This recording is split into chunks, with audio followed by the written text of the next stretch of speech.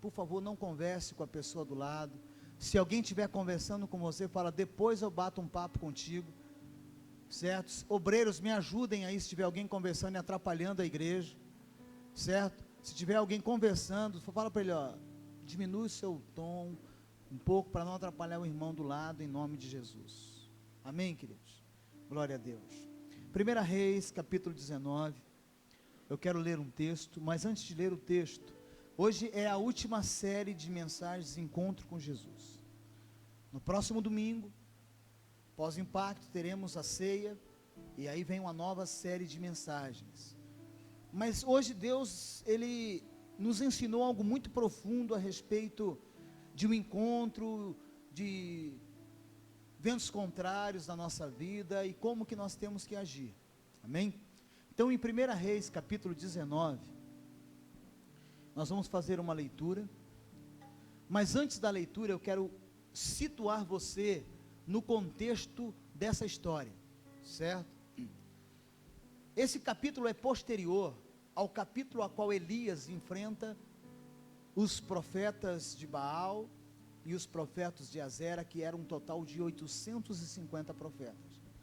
Elias, homem de Deus, ele faz o maior desafio, talvez conhecido no Velho Testamento como o confronto dos deuses. Ele desafia os profetas, que caminhavam com Acabe, com Jezabel, para um grande duelo, e ele disse, olha, o Deus que responder com fogo, esse é Deus. Eles partem um animal no meio, coloca sobre o altar, e ele fala para os profetas de Baal clamarem ao Deus deles, e se o Deus dele respondesse primeiro, o Deus de Israel não seria um Deus verdadeiro. E a Bíblia diz que eles clamaram durante todo o dia todo, e os deuses, daquele povo não responderam nada. E quando Elias clama, diz a Bíblia que fogo do céu desce, há verdadeiramente um movimento no mundo espiritual, uma resposta divina.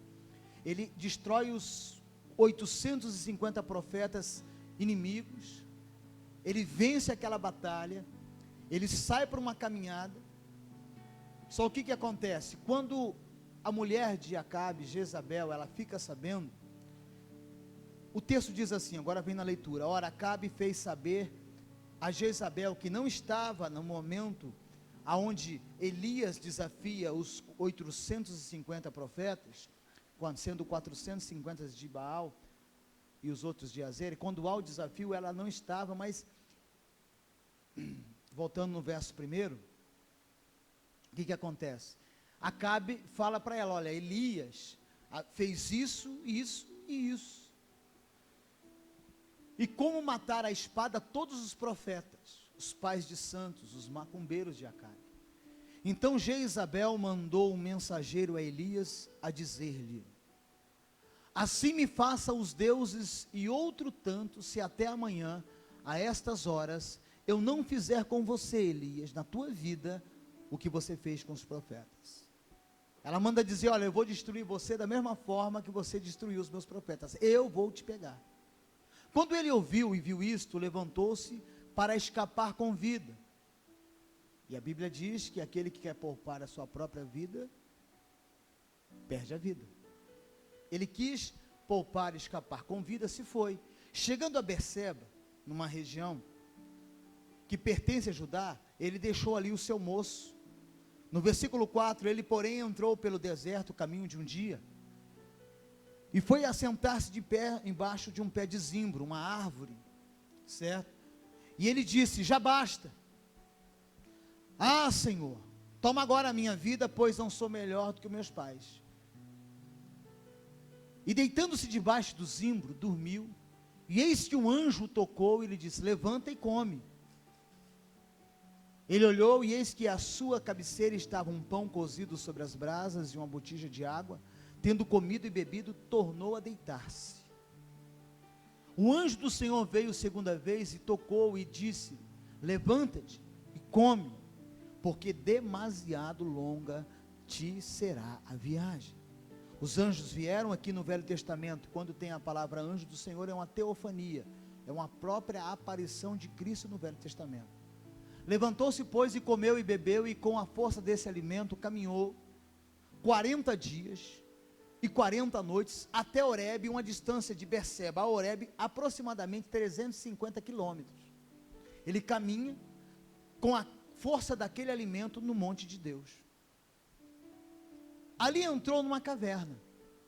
Ele entra numa caverna, onde passou a noite, e eis que lhe veio a palavra do Senhor dizendo: o que fazes aqui, Elias? Como que Deus dizendo: por que é que você entrou na caverna, Elias?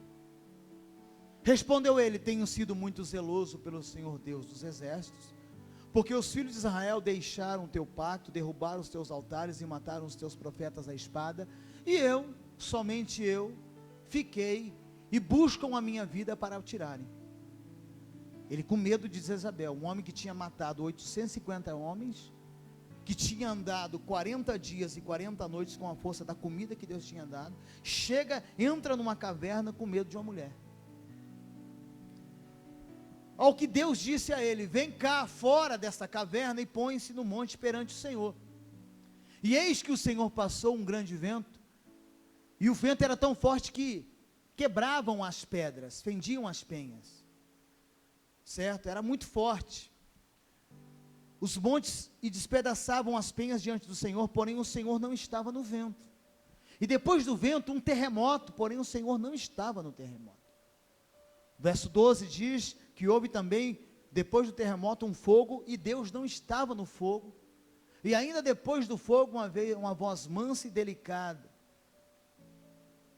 Ao ouvi-la, Elias cobriu o rosto com a capa e saindo, pôs-se à entrada da caverna. E eis que lhe dizia uma voz: o que fazes aqui, Elias? Respondeu ele: tenho sido muito zeloso pelo Senhor. Novamente ele quer se justificar, porque os filhos de Israel deixaram o teu pacto, derrubaram os teus altares, mataram os teus profetas, a espada, e somente eu fiquei, e todo mundo, né, e eles estão querendo tirar a minha vida. Então o Senhor lhe disse: vai, volta pelo caminho para o deserto de Damasco, quando lá chegares, ungirás a Asriel para ser rei sobre a Síria. Você vai ungir Jeú, filho de Nimsi, ungirás para rei sobre Israel, bem como Eliseu, filho de Safate, de Abel-Meolá, ungirás um profeta em seu lugar. Até aí, até esse texto. Coloca a montura do seu coração e pede para Deus falar contigo através dessa mensagem. A ideia é enfrentar ou fugir. Qual é a lição que eu tiro dessa história? Deus me ensina através da tua palavra algo que eu possa aplicar e sair, ó Pai, nesta semana que se inicia, ó Pai, das cavernas existenciais da minha vida, em nome de Jesus. Queridos, tanto você quanto eu, como todos nós, passamos por dores, passamos por dificuldades, e às vezes as dificuldades querem nos paralisar. É ou não é verdade? Quem aqui passa por dificuldade? Quem aqui é ser humano e passa por dificuldade? E talvez um dos alívios que nós teríamos nas dificuldades é se houvessem respostas para as próprias dificuldades. Porque a impressão é que quando Deus se cala e não traz resposta diante das dificuldades, parece que a dor é maior, parece que o desespero aumenta, né? Quando eu estou passando por um vale de problemas, de dificuldade, e eu não tenho resposta por que é que eu estou passando por esse vale, parece que as coisas ficam ruins. Quando os volumes das águas que se tornam um grande tsunami sobre a minha vida aumentam, o que eu mais quero? Resposta. Qual resposta? Por quê? Por que eu estou passando por isso? Agora, querer resposta não é pecado. Não tem pecado em querer resposta, porque isso está intrínseco no ser humano. O ser humano, ele quer resposta, ele necessita de resposta, e isso é antigo desde o Éden. Deus cria Adão, cria a sua esposa Eva, colocam eles num paraíso. Olha como que o ser humano precisa de resposta. E aí Deus fala: olha, vocês podem comer de tudo, absolutamente de tudo, exceto dessa árvore do conhecimento do bem e do mal, porque no dia em que vocês comerem dessa árvore, vocês irão morrer.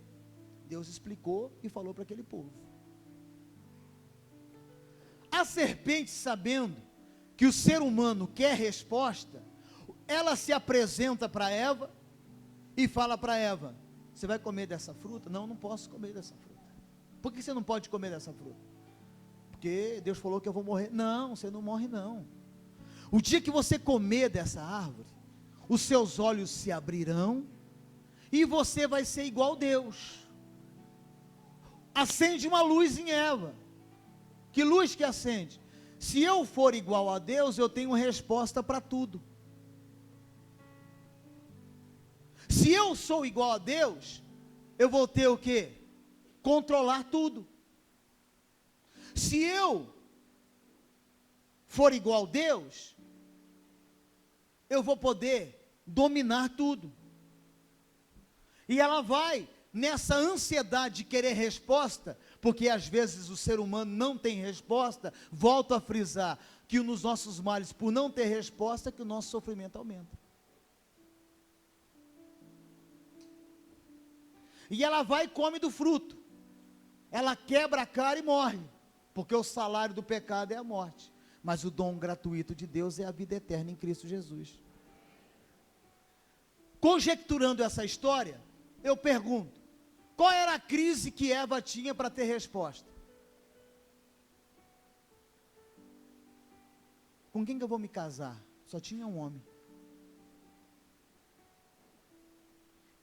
Padrão de beleza, não tinha outra para ela competir. Se ela era magra, gorda, baixa, alta, cabelo, não, só tinha ela.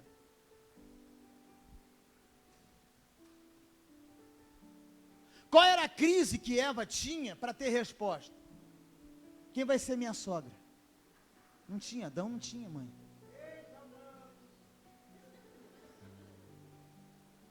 Então qual era a crise para ela comer do fruto, para ser igual a Deus e querer saber todas as coisas? Problema político no Éden, corrupção. Não tinha. Carne estragada, não tinha. Não tinha dificuldade para Eva.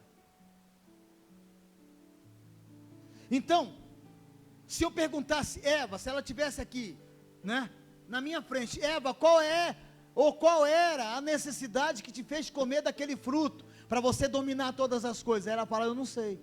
Como você não sabe responder, por que é que você quer resposta para tudo? Você não sabe responder isso também, mas você quer resposta. Por que que eu passo por isso? Ah, meu Deus! Por quê? A gente fica numa com Deus. A gente sai quase mano a mano no braço com Ele. Por quê? Por quê? Porque o ser humano é um ser que precisa de resposta. E quando não a temos, a dor aumenta. A dor aumenta. E o texto lido fala que esse homem, Elias, era considerado o maior profeta de todos os profetas, o crente dos crentes, um cara. No capítulo anterior ele tinha matado todos os macumbeiros de Baal, de Azira, todos. Tinha feito o maior desafio, chamou todo mundo. O povo ficou nos vales, nos montes, vendo o desafio. Todas as vezes que Elias clamava a Deus, Deus aparecia para Elias. Então era o cara que, ele Deus. Ele Deus. E aí ele foi para o desafio, ele mata todos aqueles inimigos, aqueles profetas enganadores, certo? Deus responde à oração dele. Ele sai vitorioso. O cara fala que não vai chover para Acabe, não chove. Depois de 3 anos e meio ele volta para Acabe e fala: aparelha os teus carros, Acabe, que vai chover. E choveu. O cara era o cara.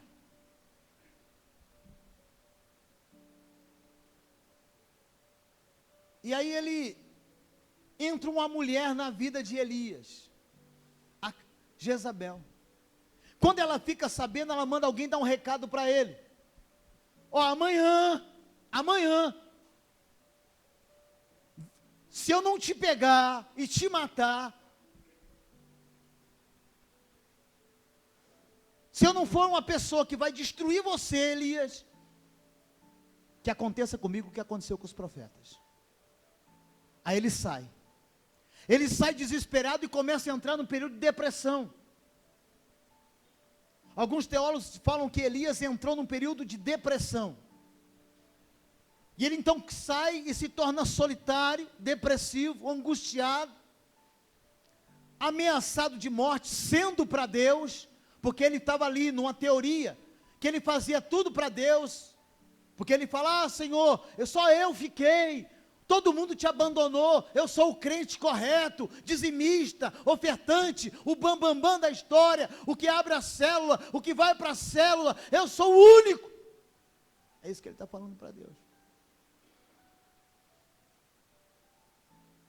E ele fala, então eu vou fugir. Aí Deus vê as atitudes de Elias, ele vai, naufragando na solidão, no desespero da alma, e ele sai e entra numa caverna. Ele se esconde numa caverna.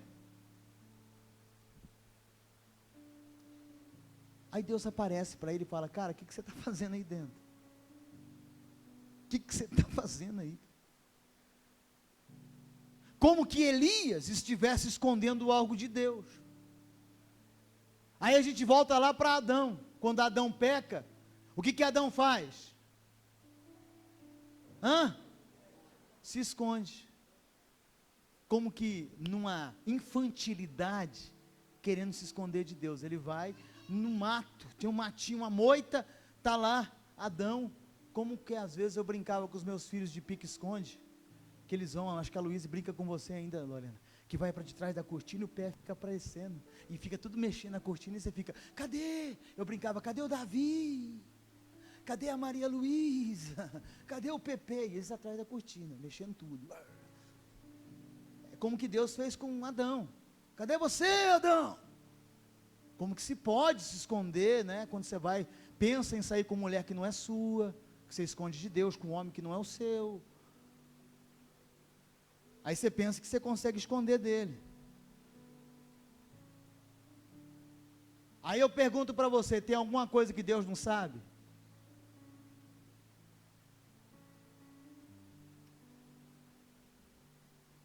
E aí ele vai para uma caverna, se escondendo. E ele vai com as próprias pernas. Ele se esconde com as próprias pernas. Não foi Jezabel que colocou ele dentro de uma caverna, não foi Acabe, não foram os profetas, pelo contrário, já não havia mais inimigos, era só celebrar a vitória. Só que de repente ele vai para a caverna, conduzido por querer respostas, diante de uma afronta. Sabe, gente, a gente não consegue esconder nada de Deus. Quando Deus fala, Adão, aonde você está, não é que Deus não sabia. Deus queria ver de Adão, se ele voltasse para o propósito original. Porque tem muita gente, olha, presta atenção, que não está no propósito de Deus, está na caverna. Está atrás da moita. Aí vem a resposta, se a Thaís conseguir encontrar o versículo, a resposta da indagação. Deus fala, o que você faz nessa caverna, rapaz? O que você está fazendo aí?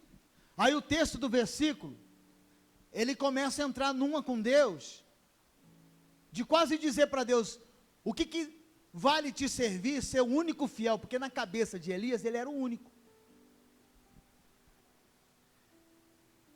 No versículo seguinte, eu tenho sido zeloso,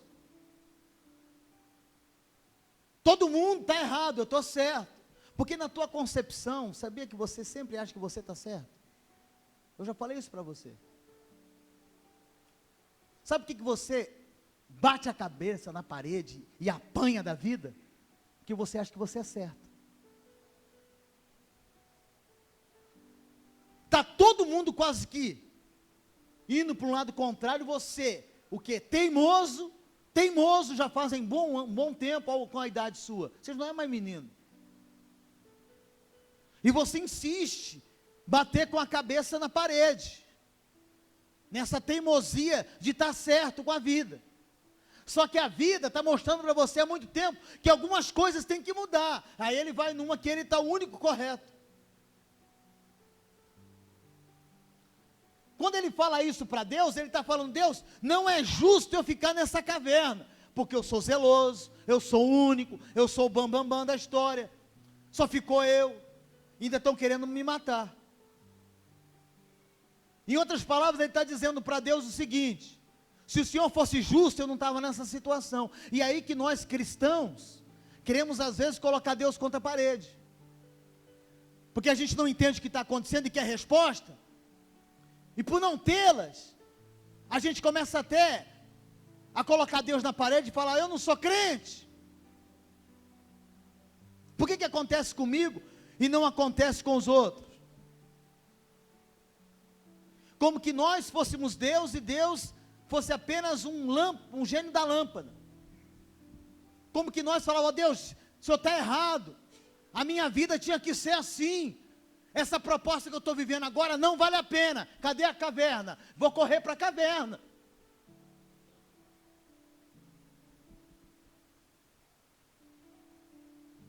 Aí Deus aparece e pergunta: cara, o que você está fazendo nessa caverna, moço? Como que você foi parar aí dentro, Elias? Cara, o que você já fez, o que eu já fiz na sua vida, como que você está dentro dessa caverna? E uma das coisas interessantes nessa história é que Deus não pega Elias como um menino mimado e fica tadinho, vem no colo de papai. Deus começa a tratar ele. Deus começa a moldar o caráter dele. E faz ele pensar, porque seria fácil para Deus ir errado, na concepção de maturidade, Deus pegar na mão de Elias: vem cá, ai meu filho, você é o único que não prostrou diante dos outros altares, dos outros deuses. Deus não vai fazer isso, irmão. Deus manda Elias raciocinar. Por que você está fazendo aí dentro? O que você está fazendo aí, cara? E tem muita gente que está indo para a caverna e querendo colocar um ponto final. E Deus está falando: Elias, não coloca o ponto final, não é hora de você morrer, não, na hora certa você vai morrer. Deixa eu colocar uma vírgula e recomeçar a sua história.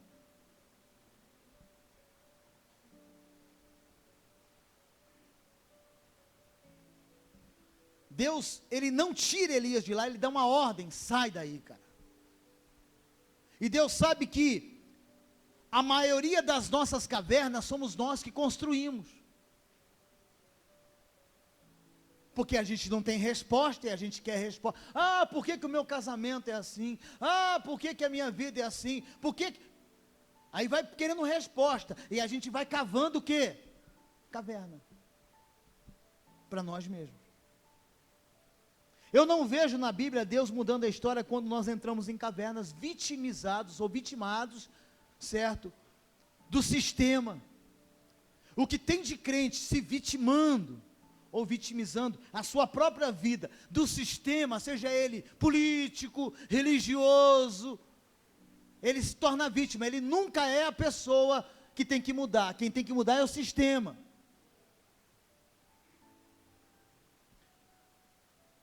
Agora vamos considerar algumas coisas na vida de Elias. Primeira coisa que eu considero: as crises fazem parte da vida humana. O ser humano, ele tem crise, gente. Tem dia que eu pego esse microfone e eu sei o que eu estou falando para você, em crise. Só que eu não baixo a guarda, eu não vou construir uma caverna e ficar lá me vitimizando de uma situação a qual eu não tenho controle mais para mudar.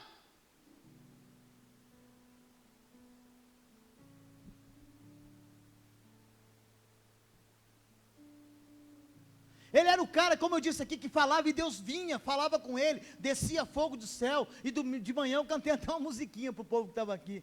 Elias orou, orou, e o fogo desceu. Cara, ele orava e vinha fogo.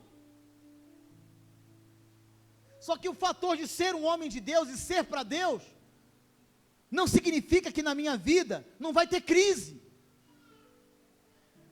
Porque muitas das vezes eu quero resposta também e não tenho. E o porquê de não ter resposta com a minha família, com filhos, seja lá o que for, não me impede de ser o que eu sou em Deus. E eu não sou vítima de uma situação. E ele não deixa de ser humano, passando por crise. E aí quando a gente não tem resposta, eu disse no início, a dor é maior. E quando eu não aceito o sofrimento, e eu mudo o meu comportamento, certo? E quando eu mudo e tento ir para uma caverna, e respondo o que Elias, no versículo que a Thaís colocou, e eu respondo para Deus isso, como que dizendo para Deus, por que comigo acontece isso e com o outro não? Deixa eu transferir a resposta, para ver se você entende. Para você ver se cai a ficha. E quando eu falo, por que acontece comigo com o outro não? Eu estou dizendo para Deus que eu sou egoísta, e que se for na vida do meu próximo, eu estou pouco me lixando. O que não pode acontecer na minha vida, mas na sua pode.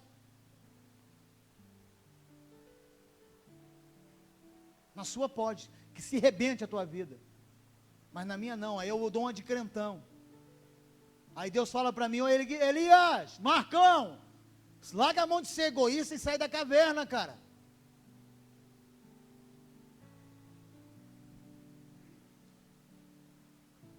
Por que eu falo isso? Porque Deus não ama mais Elias do que o Marcos, e o Marcos mais do que outra pessoa. Deus ama todo mundo igual.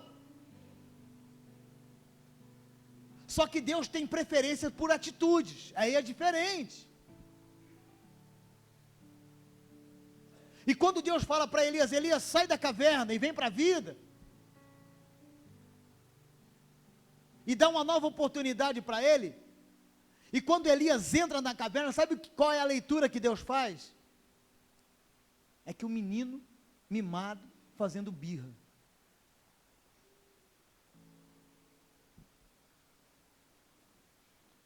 Isso é verdade. Deus ama todo mundo, gente. E o fator de eu estar passando por uma luta e querer resposta, não significa que Deus deixou de me amar, ou ama você mais, que você não está passando pela luta que eu estou passando. Porque o amor de Deus não é condicionado e nem interesseiro. A gente sim se relaciona por interesse. E Deus não nos permite passar por dores somente por passar. Ele quer nos ensinar algumas coisas. Uma delas é que nós somos totalmente limitados e não temos resposta para tudo. Agora eu admiro pessoas que conseguem até passar por caverna, mas sair da caverna, dar a volta por cima e recomeçar a sua vida. Eu conheço pessoas que já venceram muitas cavernas. E as crises fazem parte da vida humana. Segunda coisa que eu aprendo, que a caverna prejudica a visão. Só eu fiquei. Só ficou eu, Deus. Só ficou eu de bom na história. E quando a gente está na caverna, a gente tem dificuldade de enxergar o próximo. Lembra de Adão na moita? Elias pensou que só ficou ele, só ficou eu, não tem mais ninguém, só eu era o bonzinho, o crente certinho. Aí Deus fala, moço, deixa eu te falar uma coisa, Elias, quantas pessoas ficou em Israel que não se contaminaram? Quantos? 7.000. Deus falou, igual a você, eu deixei lá em Israel só 7.000, igual a você, só 7.000. Porque para quem se enfia em caverna, e não sai da caverna de jeito nenhum, entra domingo e sai domingo e está na caverna, é que o mundo dele é do tamanho da caverna. Ele não consegue enxergar além dos limites que ele cria.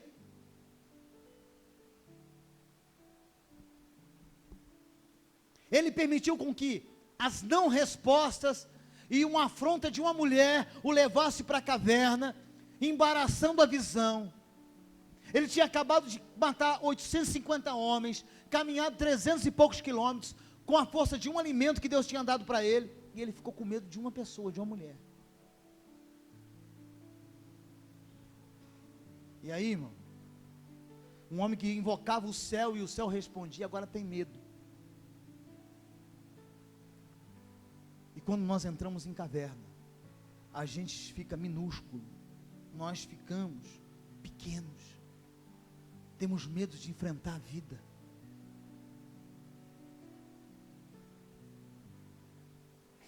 Tem um provérbio muito interessante que diz: assim como a sua alma pensa quem você é, assim você é.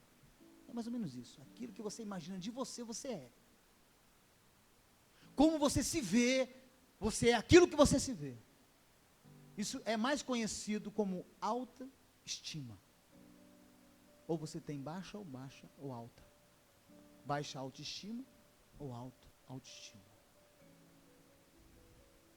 Porque ele pensa que Jezabel era maior que ele, que Deus, e ele tinha acabado de ter as maiores respostas da vida dele. O cara que nem a morte conhece, ele é transladado, ele é arrebatado em vida. Vem um carro de fogo, separa ele de Eliseu, e ele sobe num redemoinho. Deus leva ele em vida.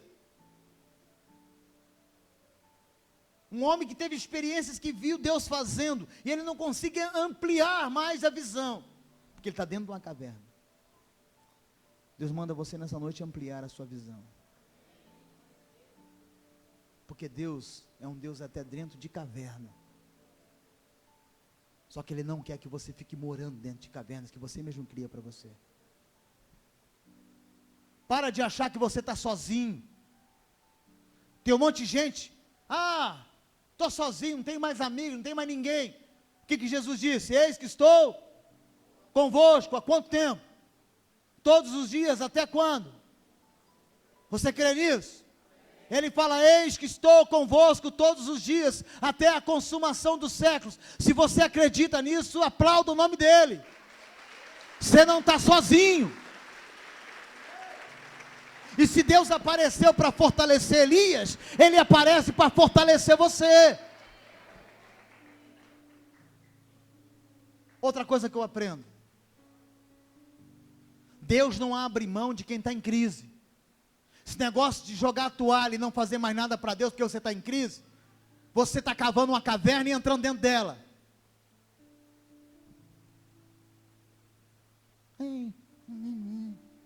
A cara de quem é azedinha.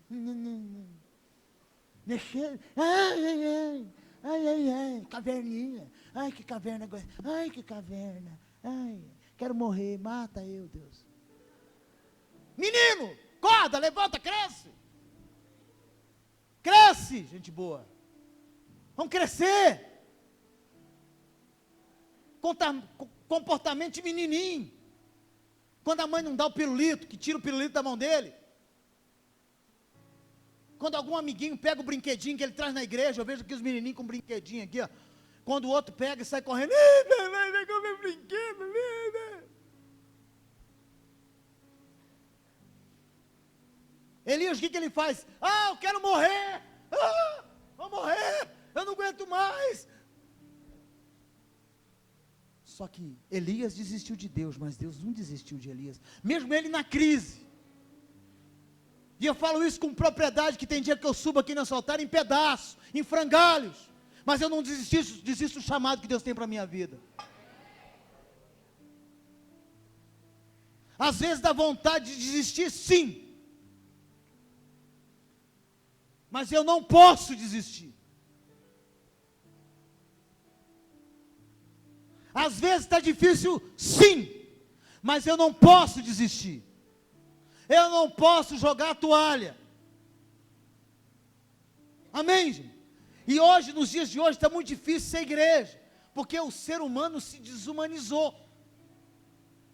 Era mais fácil ser relacionável há 10, 15 anos atrás do que na geração que nós somos hoje. Houve um tempo breve, passado breve nosso, que a humanidade era mais humana. E eu mexo com gente. O meu trabalho é mexer com gente. Quem está entendendo? Eu não tenho uma empresa, eu mexo com você.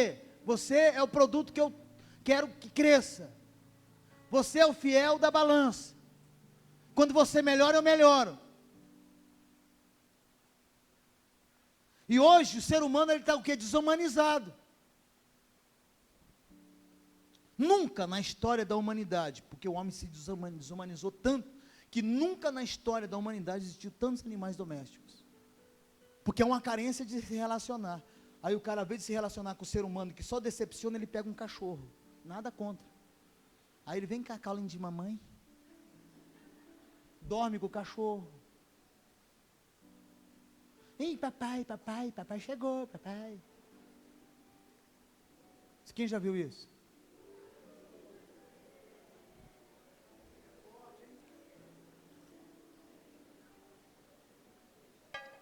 Nunca se gastou tanto em pet shops.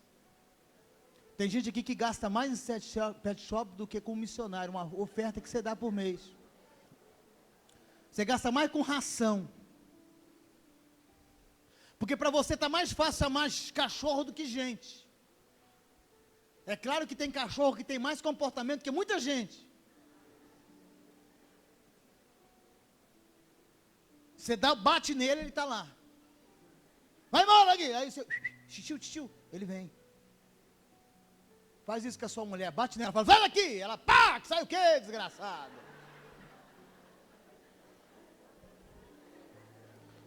Quando a gente ri, a gente está denunciando a nós mesmos.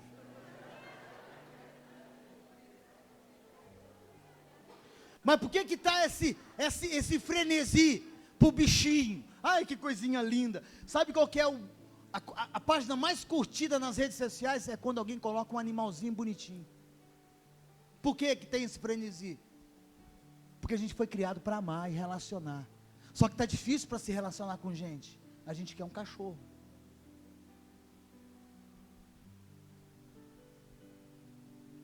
E aí isso vai transferindo para os animais também. Eu falei de manhã, esses dias eu vi um vídeo de uma cadela que adotou uma gatinha que adotou um cachorrinho, um negócio assim. Nasceu, estava lá sem leite, quando eu vi, irmão, na minha época cachorro matava gato. Na minha época. Aí eu vi lá, cadelinha deitada, dando mamar pro gatinho. Coisa mais linda, irmão.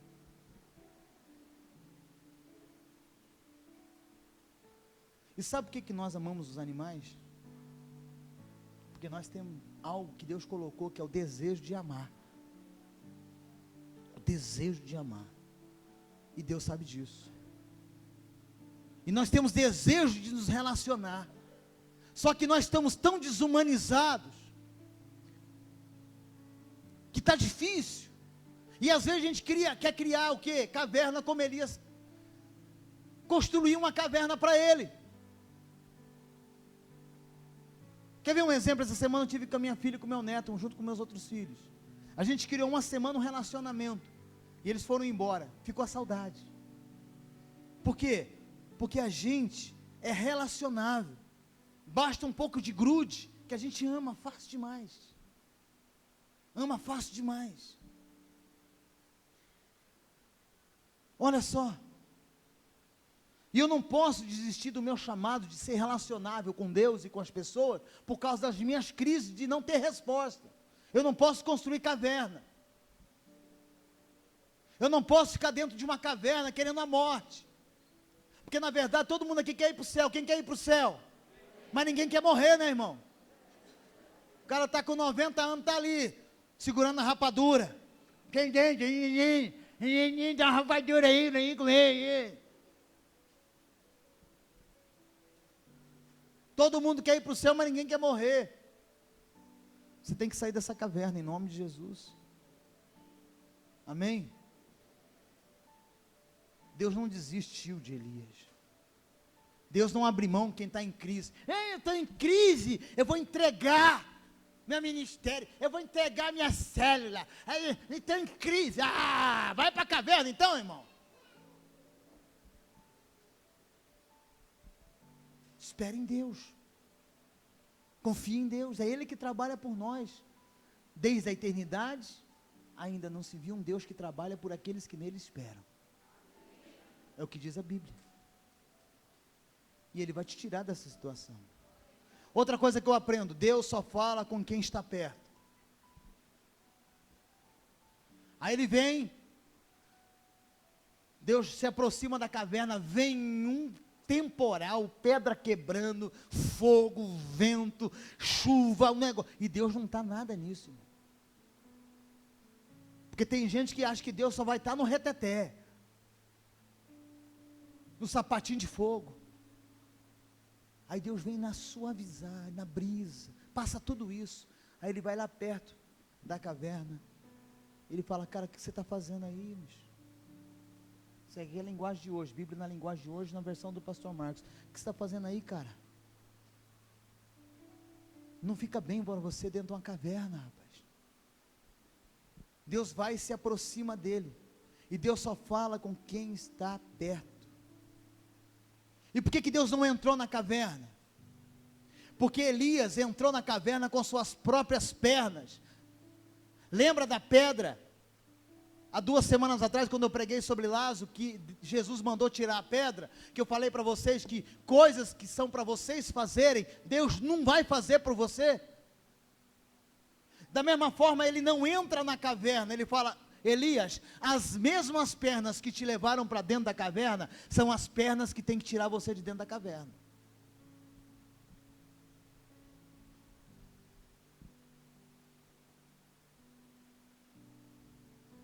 Foi uma ação própria, não foi Jezabel, não foi Acabe, os profetas já não existiam mais, todos estavam morrendo, ele decidiu ir. E aí vem a crise da humanidade. Por que uma pessoa se suicida? Por quê, gente? Porque ele tem um desejo muito grande de viver, só que ele não quer viver a vida que ele está vivendo, aí ele se suicida. Ele está dando um grito: eu quero viver, mas eu não quero viver essa vida que eu estou vivendo, então eu prefiro morrer. Aí Deus quer falar com quem está perto. Passa o vento, passa a tempestade, passa tudo, passa o barulho, passa o terremoto. Deus não estava em nenhuma dessas coisas. Aí vem um vento delicado, como que Deus falasse assim: Elias, posso falar com você, cara? Tranquilo, sabe? Não querendo nada de ser superior, porque Deus não quer esmagar ninguém. Deus, Ele conversa assim: ô, posso conversar com você? Eis que estou à porta e bato, se você ouvir a minha voz e me convidar para entrar, eu entro, a gente ceia junto, beleza? Acabou. Ele sussurra, fala: Elias, vem cá, cara, sai daí. Amém, gente? Olha só.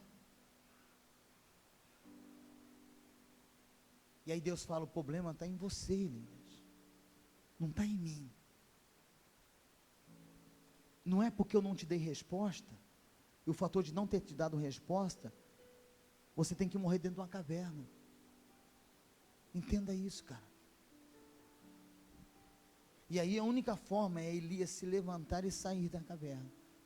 E essa é a atitude que você tem que ter hoje. As pernas que te levaram são suficientes para te tirarem de lá. Diga graças a Deus. E Deus não é um Deus que quer ver você sofrendo. Ah, eu não vou dar resposta para Ele, que eu quero ver Ele sofrer. Não, não é isso. Deus não é um Deus masoquista que quer ver os filhos dele sofrerem. Deus só quer o quê? Se aproximar de você. Então chega de revolta da vida, abra o coração e se aproxime de Deus. E Ele vai falar com você em uma voz mansa, o teu nome.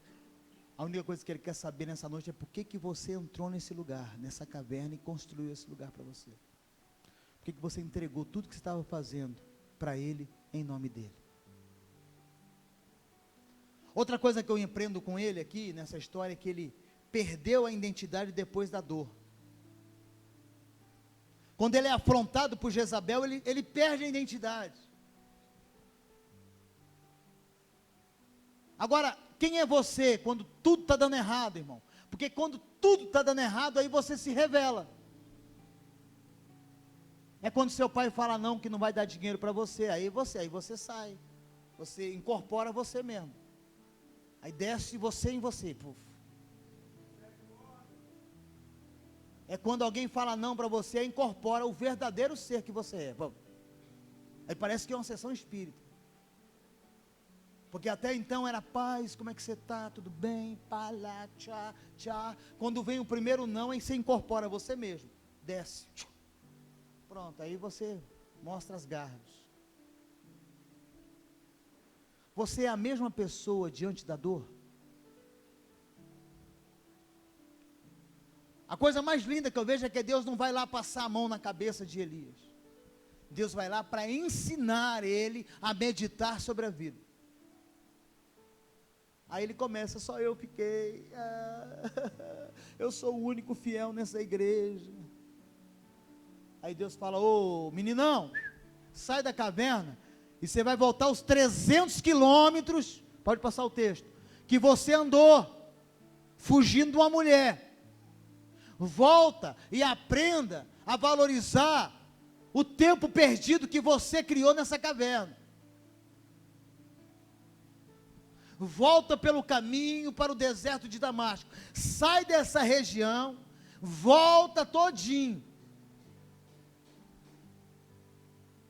Volta. Porque o caminho que ele tinha tomado é um caminho sem a vontade de Deus. E tomar um caminho que não é a vontade de Deus é um fracasso, é perda de tempo, é cabelo branco na cabeça, e chega nos 40, 50, até nos 60, e não sabe o que você está fazendo. E quando você quer acordar para a vida, já passou, meu filho. Fala para o teu irmão, a fila anda. A fila anda para qualquer um, para qualquer pessoa. Fica dormindo de touca, daqui a pouco essa gatinha vai aparecer com outro. A fila anda.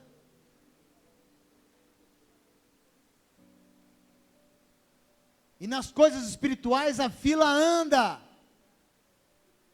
Sai da caverna porque a fila está andando. Tem gente que pensa que ele é o único. Você reparou? Eu sou o único. Deus vai só usar eu. Deus usa quem Ele quiser. Quem Ele quiser. E quando Deus fala, volta para o caminho de Damasco, volta, Ele falando, você, Elias, perdeu a identidade, você perdeu o propósito, você está nessa caverna porque sua vida é sem propósito. Volta para o propósito. Porque, olha para mim essa frase, obediência é a marca do discípulo. Se tem um exemplo, vamos imaginar que eu pudesse tatuar na minha testa algo, para ser discípulo de Jesus, eu poderia tatuar obediente. Quem é rebelde, nunca é discípulo. Como que eu adoro Deus? Com a minha obediência, não é com a música, que eu acabei de cantar agora há pouco. Vai valer a pena se eu for obediente. Eu adoro a Ele com a minha obediência. Isso é adoração. Aí Deus fala, quero ver se esse menino mimado aprendeu alguma coisa nessa caverna. Volta pelo caminho que você, 40 dias andando de novo, vai lá. Quero ver se você é homem mesmo. E aí o que acontece? Ele recebe o quê? Ele recebe uma missão. Volta pelo caminho, e eu te dou uma missão. Olhe para mim e redobre a tua atenção. Fala para a igreja, para você que é igreja, olhe para mim. Tem muita gente que está sem missão. Sem missão, não cuida de ninguém. Perceba o texto. Vou te restaurar, Elias. O problema não é você sair da caverna. Porque tanto faz estar dentro ou fora se não tiver missão. Tanto faz estar numa caverna ou fora, se não tiver um propósito. Volta para o caminho de Damasco. Quando lá chegares, eu vou te dar uma missão. Você vai ungir Azael para rei da Síria, Jeú para rei de Israel, olha só. E você vai chegar e vai ungir Eliseu para ficar no teu lugar. Aí vem para a gente entender uma coisa tremenda. Vou te tirar da caverna, tá, menino mimado? Para você crescer um pouquinho. Você vai ter uma missão. Olha só o que Deus está nos ensinando. Redobre a atenção para você pegar, né? Para você entender aonde Deus está nos conduzindo. Porque a unção, ela vem na proporção de restaurar a minha vida, para que eu possa ungir alguém. A libertação e sair da caverna vem numa proposta de levar alguém à unção que está sobre a minha vida. Por isso que eu sou apaixonado por igrejas de pequenos grupos, igreja em célula, porque é aí que vai demonstrar quem é cada membro da igreja. Se ele é um crente de caverna, ou ele quer sair da caverna para ungir outros, para reinar como reinos e sacerdotes nessa terra.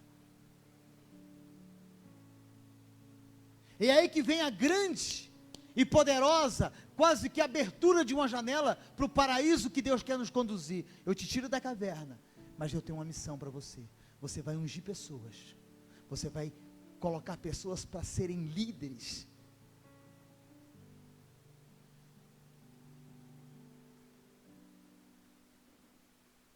A unção vem na proporção em que você unge alguém, na proporção em que você aceita sair da caverna para ser bênção na vida de alguém.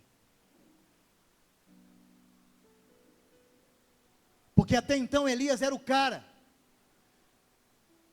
ele era o profeta que Israel precisava, era o homem que tinha tudo para fazer a diferença. De repente ele do nada, por não ter resposta de uma acusação de uma mulher, ele sai e entra numa caverna, ele fica sem propósito de existência no corpo de Cristo. Eu não sei se você tem proposta de ser abençoador na vida de alguém, e se você não tem essa proposta, você está dentro de uma caverna, que você construiu para você mesmo.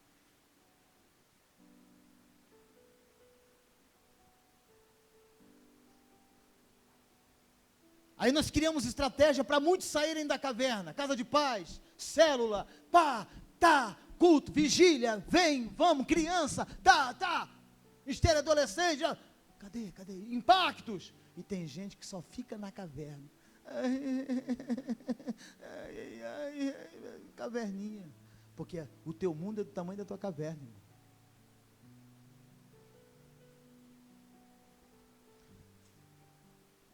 Eu tiro você daí, Elias, mas com uma missão de abençoar outros que precisam ser abençoados. Mesmo que aqueles que você for ungir fiquem no teu lugar, e você comece uma nova história em outro lugar. No caso de Elias e Eliseu.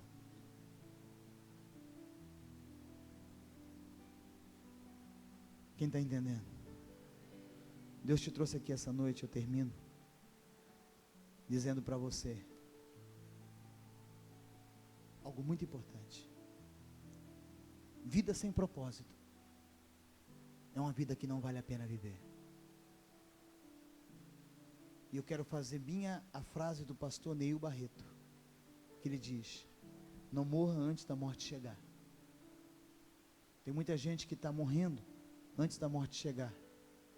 Ela não é nada em Deus, ela está morta. E aí eu pergunto para você, querido, viver sem propósito, viver sem essa intensidade que Deus quer que a gente viva, vale a pena viver? Vale a pena viver? Vale a pena viver sem poder abençoar pessoas, fazer com que novas pessoas entendam essa proposta? Então, se você entendeu isso que Deus falou, saia da caverna hoje, para ter um encontro com Jesus, e abandonar tudo que você está te prendendo, tudo aquilo que deixa você pequeno, nesse mundo pequeno, enclausurado nesse mundinho, para uma proposta grandiosa de Deus, em nome de Jesus Cristo, em nome de Jesus.